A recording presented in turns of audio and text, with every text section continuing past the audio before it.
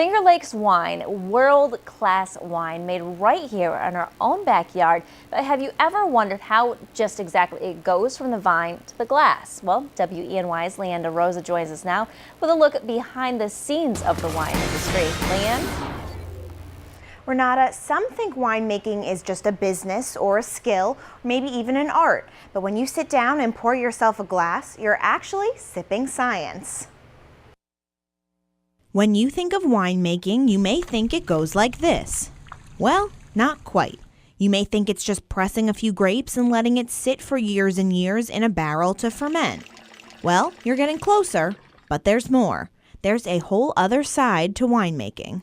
I almost joke that we're more like sort of therapist philosophers as we're examining the wine, saying, what's in you? What's trying to come out of what we grew?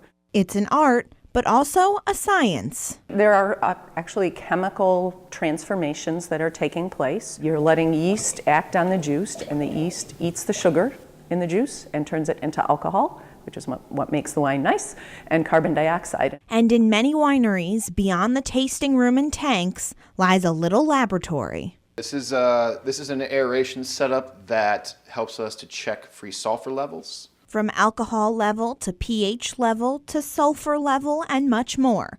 Each test is run to make sure that glass you pour yourself on a Saturday night tastes just right.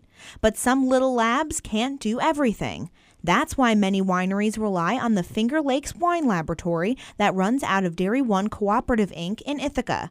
They're a resource that helps make everything a little more exact.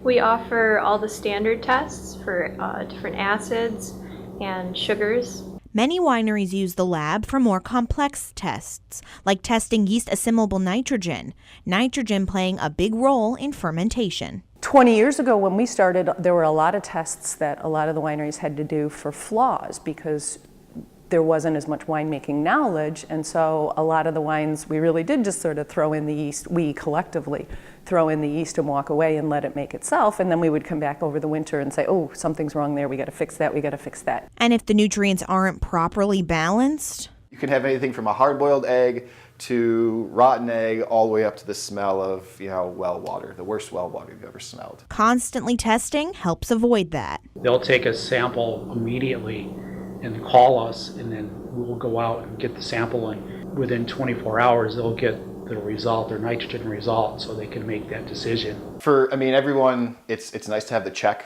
It's really nice to have somebody that can go in there and prove that your work is proper, because we all kind of get a little blind and sometimes we hurry along.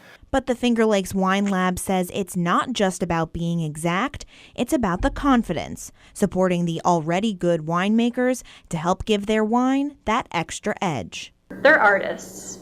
They are scientists, but a lot of them, we're there to help them with the scientific aspect so that they can focus on the more subtle things, the art of the wine.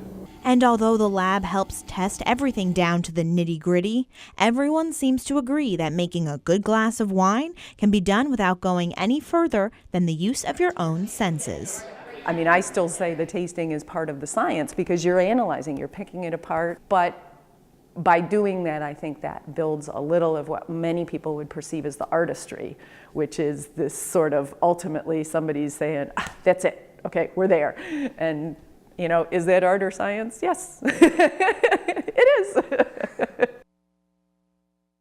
And even though harvest is only a few months out of the year, the wineries and wine lab run multiple tests all year long. Some are monthly, some are weekly, all to make sure the process is smooth every step of the way. In the studio, Leanne DeRosa, WENY News.